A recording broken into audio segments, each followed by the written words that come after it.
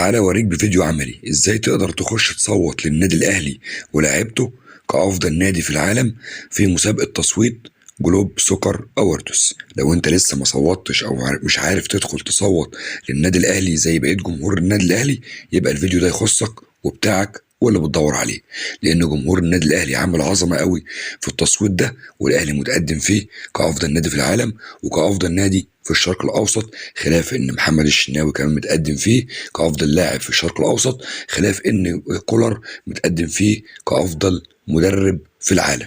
وتعالى اوريك بفيديو عملي ازاي تقدر تخش تصوت في تصويت جلوب سوكر اووردز. السلام عليكم. في البدايه اذكر الله وصلي على النبي وزيد النبي صلاة، وكمان لو لسه ما اشتركتش في القناة اشترك في القناة وفعل زر الجرس وحط لايك للفيديو وشيره، وادعي من قلبك لأهلنا واخواتنا في غزة ان ربنا ينصرهم. وتعالى اوريك ازاي تقدر تخش تصوت في جلوب سكر اووردز من اي متصفح، وهنكتب في محرك بحث جوجل تصويت جلوب سكر، وهنختار اول اختيار اللي انت شايفه ده اللي مكتوب فيه جلوب سكر اووردز. هيفتح على طول معاك صفحة التصويت، هيجي لك اختيارات كتيرة قوي، منها احسن لاعب في العالم باختيار الجمهور، واحسن لعيبة في العالم، واحسن نادي في العالم، واحسن نادي في اوروبا. هيجي لك اختيارات كتيرة قوي، هنركز بقى معايا ركز معايا بقى في الخطوات لان هي خطوات مهمه جدا. واوعى تنسى ابننا محمد صلاح في اول اختيار احسن لاعب في العالم. هننزل لتحت شويه هنلاقي طبعا بينافس محمد صلاح مين؟ كريستيانو رونالدو. طبعا احنا عايزين نصوت لمحمد صلاح، هنضغط بس على محمد صلاح زي ما انت شايف كده، وطبعا هيجي لك كلمه فوت، هنضغط على فوت كده انت صوتت خلاص لمحمد صلاح. هنرجع بقى خطوه لورا او نشيل دي، وبعد كده نبدا نختار الاختيار اللي بعده. بعد كده هناخد خطوه لورا، وطبعا ده علامه صح، ده البند اللي انت صوتت فيه او اللي يعني اخترت خلاص احسن لاعب في العالم.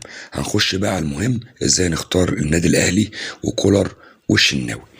وبعد كده هنروح نصوت لافضل نادي في العالم اللي فيه النادي الاهلي. طبعا النادي الاهلي دلوقتي متقدم على فلامينجو، لان انا مصور الفيديو ده امبارح، ولما الاهلي تقدم عدلت عليه تاني صوت. بعد كده هنصوت للنادي الاهلي بنفس طريقه محمد صلاح، وبعد كده فوت، وبعد كده هنشيل الرساله دي، وبعد كده لما نحب نرجع لورا خطوه لو طلعنا لفوق للاخر هنضغط على جو باك، هنرجع تاني للصفحه الرئيسيه او الواجهه الرئيسيه. بعد كده هنخش على افضل مدرب في العالم. طبعا مين يا جماعه اللي متقدم دلوقتي؟ تخيل كده مين متقدم؟ على انشيلوتي ومتقدم على بيب جوارديولا وعلى الناس دي كلها. زي ما انت شايف كده مين؟ كولر، ومتقدم بفرق كبير قوي، وكل ده بسبب مين؟ جمهور الاهلي. جمهور الاهلي العظيم اللي عامل ملحمه ومخلي كولر فارق على كل العظماء دول وب60%. وبنفس الطريقة اللي صوتنا بيها للنادي الأهلي ولمحمد صلاح هنصوت بيها برضه للكابتن كولر كأفضل مدرب في العالم، وكذلك برضه هنصوت بعد كده للكابتن محمد الشناوي كأفضل حارس مرمى في الشرق الأوسط، وكمان بعد كده هنصوت للنادي الأهلي كأفضل نادي في الشرق الأوسط. وبكده يبقى شفنا فيديو عملي ازاي نقدر نصوت ونختار في تصويت جلوب سكر 2023 سواء أفضل لاعب أو أفضل نادي. وطبعا يا جماعة التصويت ده بدأ من يوم 21/11 وهينتهي في يوم 7/12، ودي مرحلة أولى.